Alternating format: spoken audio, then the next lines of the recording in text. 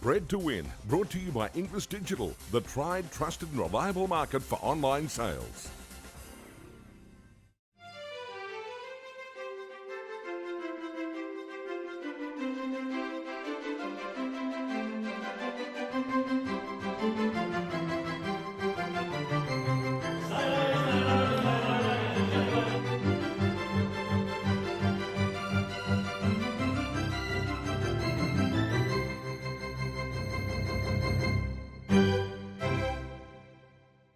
Hello, I'm Caroline Searcy. Welcome to another spring week of Bred to Win. Coming up, the stories behind the Golden Rose, the Underwood Stakes and other feature weekend major races. An update on the Inglis Ready to race sale and lots of online digital sale news. Admire Mars, the latest star of the Japanese turf to stand at Arrowfield Stud, and Kitchwin Hill's Mick Malone in Arrowfield's Horse Who Made You Love Racing. That's all coming up, but first another excellent week of spring racing and all the breeding news coming up thanks to Aushorse.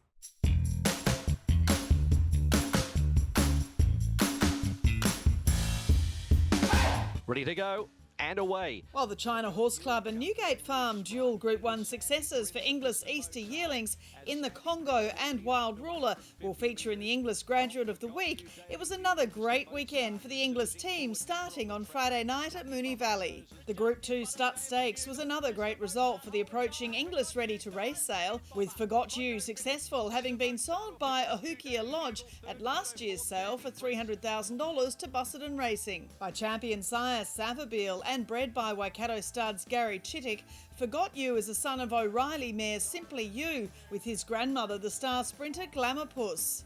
It's the family of Vision and Power, Rare Insight and Steps in Time, while Glamour Puss is also Grand Dam of Group 2000 Guineas Prelude winner Acting. So You Assume going brilliantly though. So You Think mare So You Assume won the Group 2 stock stakes for the mares, having been sold at the Inglis Melbourne Premier sale for $40,000. She was offered by the O'Briens Lauriston Thoroughbred Farm and bought by trainer Shane Nichols, while another Premier graduate, Secret Blaze, won the Group 3 JRA Cup. Her dam Remlap's Jewel is a half-sister to Golden Rose winner Manawanui. So You Assume continued the run of regular stakes winners, being thrown by 10-time Group 1 winner So You Think, who will feature on next week's Bred to Win. But look at home affairs go. At Rosehill on Saturday, $875,000 Inglis Easter buy Home Affairs was successful in the listed Heritage Stakes. The colt by I Am Invincible from Flying Spur mare Miss Interiors was sold by Torryburn Stud to Tom Magnier at last year's Easter sale, and is a half-brother to Caulfield Guineas runner-up Asar. His capitalist half-brother was sold at this year's Inglis Easter sale to James Harron for $1,050,000. Miss Interiors is a half-sister to Russian Revolution.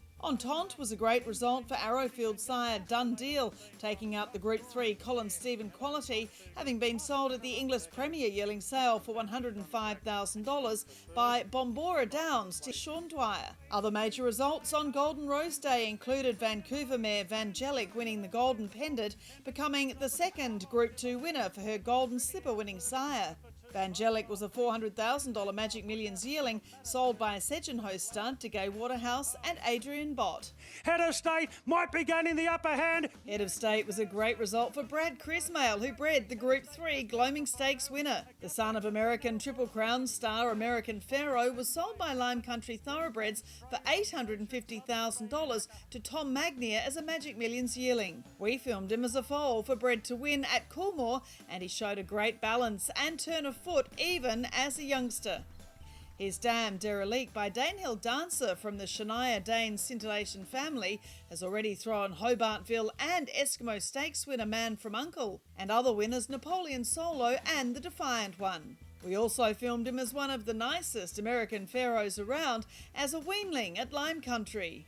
But Zaki ridden out hands and heels clear. On Saturday at Sandown in Melbourne, Zaki continued his progression towards the Cox Plate with another dominant display, this time downing three-time Group 1 winner Probabeel in the Group 1 Underwood Stakes. The son of Sadler's Wells mare Cassara, he has a double cross of the great European breed-shaping son of Northern Dancer, with Sadler's Wells' influence seen through his champion sire sons Galileo, High Chaparral, Monsieur, Carnegie, and a plethora of their daughters, along with his own. Zaki was bought through the Tattersalls Horses in Training sale by Blandford Bloodstock and trainer Annabelle Neesham for 150,000 guineas last year. It's still Flotus that leads the field, racing up the hill. Tenebrism is running on well. Coolmore Stud star European sprinter Caravaggio sired his first Group 1 winner from his first crop, as Tenebrism went on from being his first winner to tasting success at the elite level in the Cheveley Park Stakes at Newmarket on Saturday night. The Aidan O'Brien trained filly outpointed a talented daughter of Star Spangled Banner, Flotus. The winner now amongst the favourites for next year's 1,000 guineas. Her dam Immortal Verse by Pivotal was a dual Group 1 winner and hails from the family of great stallion influence Last Tycoon. Caravaggio only stood the one season in the Hunter Valley in 2018, leaving 91 live foals. And Coolmore's Coolmore Stud Stakes winning filly Nikita by Fastnet Rock has produced another group winner by Galileo, soon after her son Harpo Marx won the Premier's Cup in Sydney. Forbearance, a full sister to Harpo Marx, won Friday's Group 3 Princess Royal Stakes at Newmarket in the UK. Nikita is back in the Hunter Valley and this season produced a colt by Galileo's champion son Frankel. Magnificently bred mare Arch Anna highlights the Inglis late September online sale with the three-quarter sister to champion colt and now Arrowfield Stud sire, the Autumn Sun, open for bidding now. Arch Anna was a $1.3 million Inglis Easter yearling and is being offered as a racing and breeding proposition. The final countdown for the sale begins at midday on Wednesday, September 29.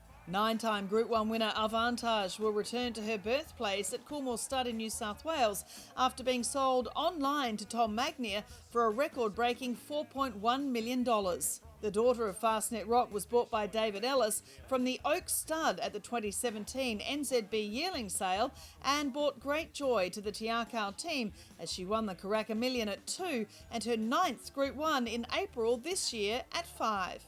Racing Victoria and Thoroughbred Breeders Victoria have boosted the Vobis Sires program by $7.5 million, offering $30,000 vouchers to owners across 250 Vobis Gold races in Victoria. The vouchers can be used to buy the offspring of a Vobis sire or be used as part of a service fee for a Vobis registered stallion. You can get more information through TBV, with the vouchers applying to races run from the 2022 season. Classic Legend. He exploded at the 150 metre mark. And we showed you a newborn picture of Classic Legend's baby half-sister, but now we have some gorgeous photos of the foal from Linda Mons at Tyrrell Stud, fittingly as the big grey trialled brilliantly as he chases back-to-back victories in the Tab Everest.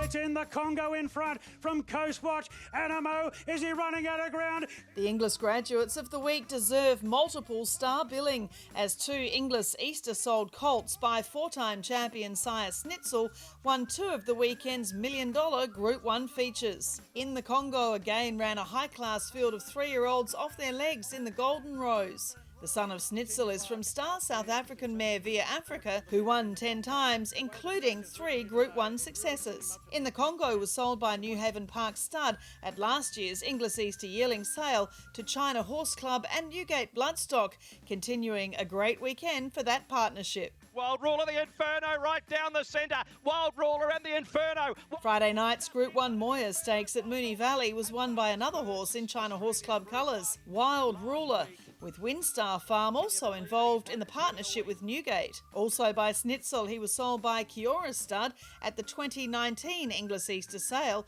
for $525,000. Wild Ruler has been snapped up as Yearling Farm's entry in the $15 million Tab Everest, while Arrowfield Stud Snitzel now leads I Am Invincible by $1.5 million in the Australian General Sires list. The initial breeze-ups for the Inglis Ready to Race sale have been completed in Australia and New Zealand, with the sale pushed back by 2 weeks to allow as many people as possible to attend. Harry Bailey has an update on the sale that just keeps producing winners week in, week out. The sale itself has been pushed back to October the 26th, so that is still on the Tuesday, 2 weeks later than originally planned. And the alternate breeze update is on Friday the 22nd. So both dates are just being pushed back 2 weeks. So Apart from that, nothing else has changed. And you've already seen these breeze-ups, as I said, you know, in New South Wales and Victoria, Queensland, New Zealand. They've been, how have they gone? I mean, it's really quite a pressure to get the 2-year-olds up and galloping and get it all recorded. How's it gone? Yeah, I have to take my hat off to all the vendors. They've done an amazing job getting the horses there. The times were very impressive. So we've had 4 breeze-ups to date, 1 in Victoria at Seymour, 1 in New South Wales at Hawkesbury, and 1 in Queensland at Eagle Farm, and then finally on Tuesday we had the New Zealand breeze-ups at Cambridge. And the exciting thing is, of course, not just for the vendors selling these horses, but for stud farms all around the place, these first season sires already with some good runners out and recording great times. Exactly, and you always hear a bit of chatter on certain first season sires, and it's good for those sires to go and back it up with some good times, whether it be at the trials or in the breeze-ups. And I mean, just to run a few of them, at Seymour, for example, the fastest 2 times were by first season stallions. We had lot 167, which was a Russian Revolution, and then the second fastest time was an Invader, lot 136. So that's very promising. There were plenty of first season sires at New South Wales, at Hawkesbury. So yeah, it's very encouraging. And well, the young sires coming through have done such a great job too. I mean, a capitalist you expect to get out and running, but contributor in New Zealand as well. Yeah, he ran a very impressive time. Obviously, he's got a very good graduate on the ground already and a Group 1 winner in Lions Roar. So that's very, very exciting for him to go and run a good time. And as you already alluded to, Blake Ryan had a very impressive capitalist breeze up in a very quick time at Hawkesbury, so that's encouraging. And the proven sires, I mean the older stallions, you have your I'm Invincible, Snitzels, Exceed and Excel, Fastnet Rock, they have such great representation through this sale too. That's what we're hugely blessed with, the depth and the quality of the catalogue. As you mentioned, we got I'm Invincible, Snitzel. Snitzel ran the second fastest time, one of Matt Veller's at Hawkesbury, and you've got Written Tycoon, Ocean Park, I'm Invincible, as you've mentioned, Fastnet Rock. So the list is endless, and we're very fortunate to have such a deep catalogue. So we will do a follow-up, a longer interview. We'll go right through it in depth and look at all the fabulous graduates. But just now, as this sort of update, what can people that aren't familiar with this sale, that might be interested in knowing more about these horses, what can they do to find out more about the sale ahead of it? Well, the first thing I would do is go to inglis.com.au and go on the Ready to Race sale page. On that page, we'll have all the breeze-up times, the footage of them breezing up, as well as any parade or photos of those horses. And then if you'd like to get a bit more information, feel free to either contact myself and the Bloodstock team or anyone else at Inglis, and we'd be more than happy to help. Our G1 Goldmine focus this week is on the first season sires at the Inglis Ready to Race sale. From the 185 lots catalogue, 27 or nearly 15% are by first season sires. It's interesting to note that 9 of the 30 fastest lots, or 30% of them, are by first crop stallions. First season sires include Churchill, Hellbent, Highland Reel, Impending Invader, Merchant Navy, Overshare, Pariah, Russian Revolution, Spieth, Sapedo and Thronum, with 9 standout lots we'll look at in depth on next week's Bred to Win. Time for a break. On Bred to Win, coming up, the Cambridge Stud Performance of the Week, and Admire Mars, another star Japanese racehorse, continuing the great relationship between the Yoshida family and Arrowfield Stud. Bred to Win, supported by Prized Icon, a Group 1 winner of 2 and Derby winner of over $2 million, standing at Coringle Stud in 2021.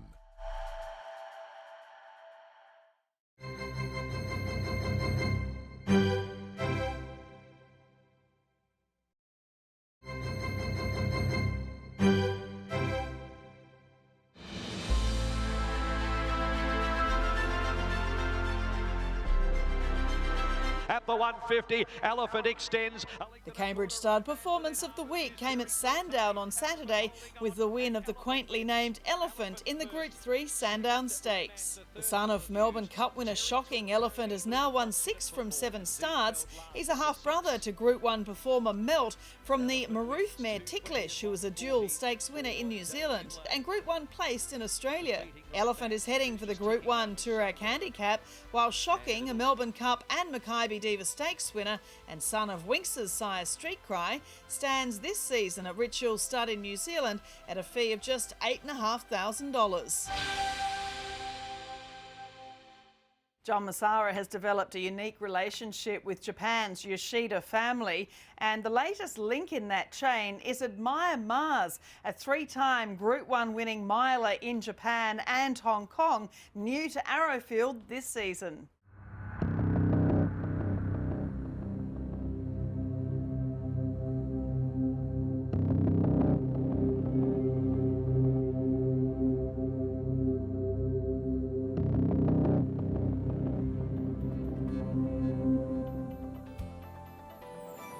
Admire Mars wins the NHK Mile Cup.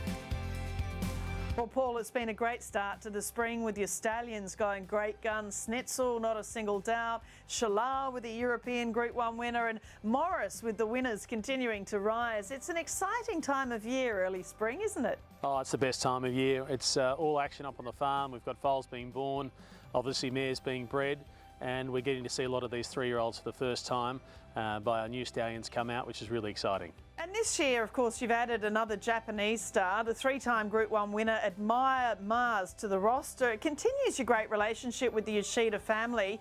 Tell us how the negotiations work as to which stallions you choose to come to Australia from their esteemed roster, and just what makes them suitable, how you judge how they're suitable for Australian mare owners. Yeah, well, it's quite an interesting process, but obviously we really try and pick the eyes out of what we think is going to best work here with our bloodlines and what the Japanese have to offer. This horse is a unique horse. A lot of the Japanese horses tend to have a focus towards 3-year-old racing, a lot of the stallions over there, but this horse was the champion 2-year-old of Japan. And he's a unique individual because there's not many horses that can travel the world at 3 and be competitive. He came back first, won a Group 1 in Japan as a 3-year-old over the mile, and then went obviously to Hong Kong to win that big international mile race, which was in fact rated the 3rd highest race of over a mile that year. So I've travelled a few horses in my time all over the place, and I know the difficulties involved in that, and it takes a horse with a superior constitution and attitude to be able to do that and to be able to win. But it's Admire Mars, past the 200-metre mark, still Admire Mars. Well, he won his first 2 starts, a Grade 2 at start number 1, and the second start was the Grade 1, the Futurity Stakes over the mile, and he absolutely cruised to the line. The jockey was just perched kind of right over his wither. It was such an easy win. No, he's a superior athlete, this horse, and when you go back and look at all of his races, you'll see the way in which he does them. It's the type of horse you go back and get very excited about watching his races again and again. And when he turned up here on the farm, we'd obviously during COVID only seen him via Zoom and other forms of videos, so we were delighted when he turned up. He's the most magnificent horse, and for me, when you look at horses and you look at great horses in particular, you always want to see something special. I certainly do anyway, and when he turned up, you can see why he was such a brilliant horse. He's super athletic, he's got a lovely deep girth on him, great depth of hip, and he's got everything Australian breeders are going to be looking for, and he's got that electricity of speed, just the way that he gets around. He's a super athletic individual. They're storming down the outside. It's Admire Mars. And the other thing that's really admirable is that will to win. I mean, the second Group 1, the NHK Mile Cup, there was a wall of horses all coming, and he broke away. He was kind of challenged on the inside and the outside, but I think that's a sign of a super horse. He really knows or knew where the line was. Yeah, he has that toughness and resilience in his racing to really put them to the sword and just keep the pressure on and keep coming. And, you know, that's a quality that we look for in horses, and particularly stallions that come and stand at Arrowfield. We want to see one of those or 2 of those superior performances that really make them stand out as Group 1 performers, and he certainly ticks all those boxes for us. Beauty Generation tiring. Admire Mars and Waikuku have gone to him. And that Hong Kong mile, when he won that, I mean, we know how these Hong Kong Group 1s, they bring together the best in the world. He beat Waikuku, Beauty Generation, and just the acceleration. Again, this is the thing you really want to see in a stallion. You know, he really accelerated. Again, you could see that desire to win. We all know the quality of those races in Hong Kong, a lot of Australian horses over there, so we get a good gauge on the strength of those races. And to come over as a 3-year-old, I just got to reiterate the fact he was only 3 when he travelled to Hong Kong and beat all those older horses. You're talking about Beauty Generation when he was at his best, and some of the best Hong Kong has to offer. So he beat them all fair and square and did it in impressive fashion. He's by Daiwa Major, a son of the mighty Sunday Silence. The Dam Sire Northern Taste is by Northern Dancers. So you've got 2 of the greats of global breeding up really close in the pedigree.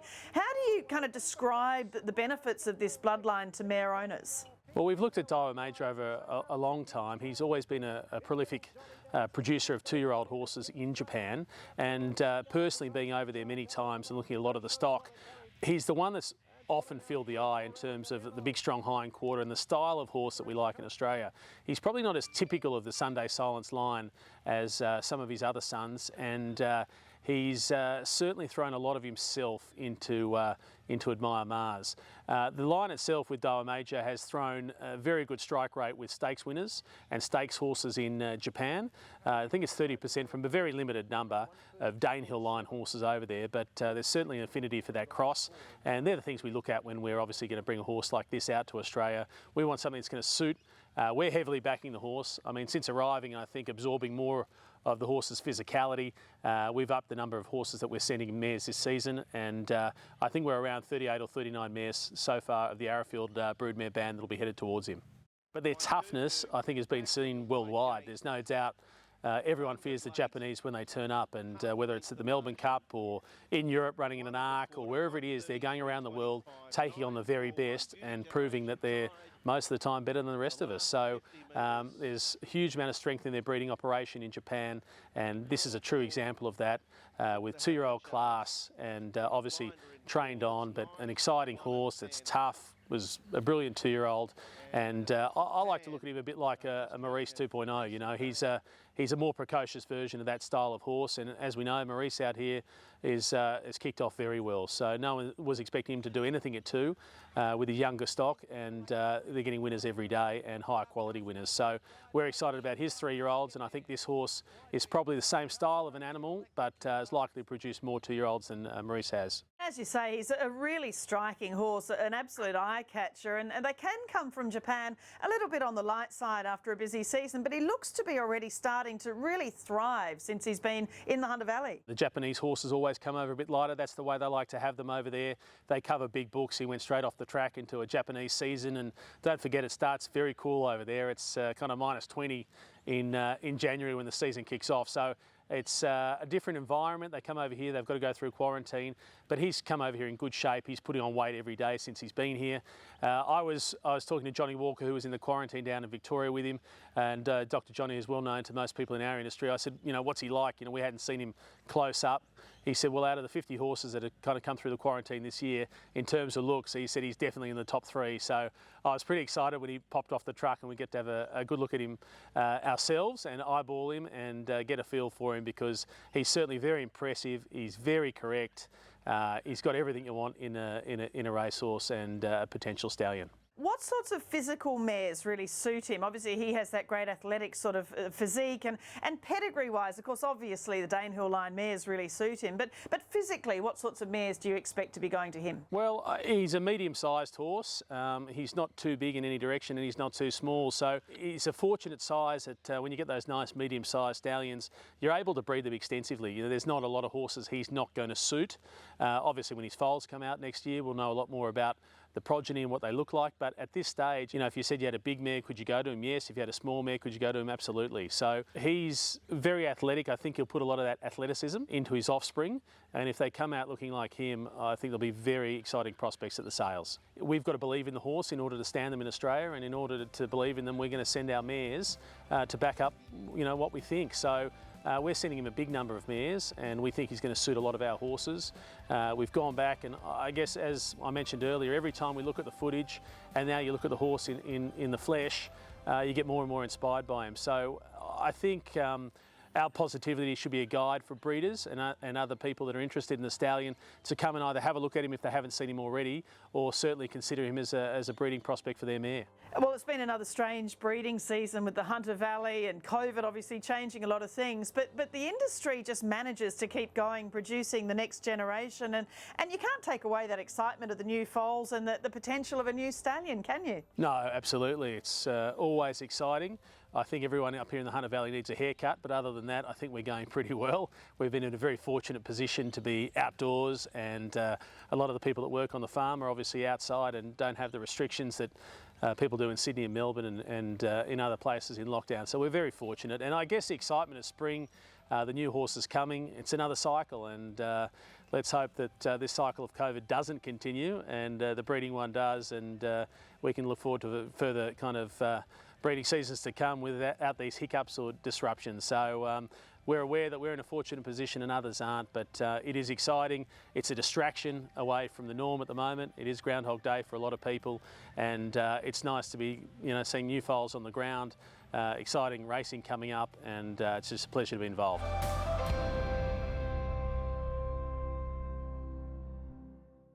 Always wonderful seeing the new stallions at Arrowfield Stud, and Admire Mars is another great addition to one of the world's best rosters.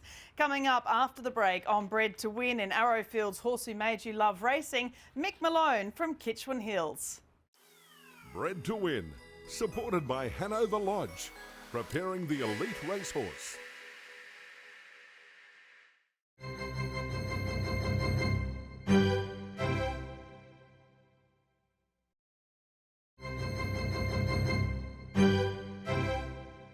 This segment brought to you by Arrowfield Stud, the brand worth its weight in gold. I've got to say my horse was Belle de Jour. I was working at Arrowfield at the time, and she was just a lovely yearling out of a mare called Delightful Belle. I actually prepped a couple of her progeny and got to take that filly through the ring. She was just a beautiful type, and then the way she won the Golden Slipper is something I'll never forget. And it also brings me back to a memory of a guy that started me in the game, called David Lamond, who's passed away a fair few years ago. He was an absolute champion, and actually that mare and myself and him had a fair bit to do with each other, and that's probably the big memory for me is Belle de Jour and Dave Lamond. Yeah, that association it drives you to want more success, and I know even here at Kitchwin, just if you do get that good horse off the farm, it just, it's hard to put your finger on why it happened, but it keeps you at the game, and there's an opportunity even for smaller farms. If you're in it, you're a chance of winning it.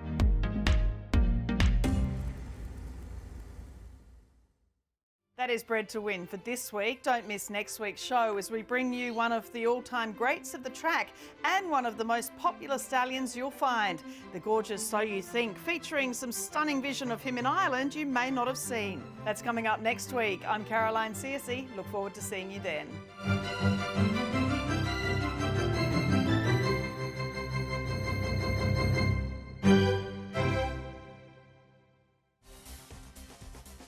Bred to Win, brought to you by Inglis Digital, the tried, trusted and reliable market for online sales.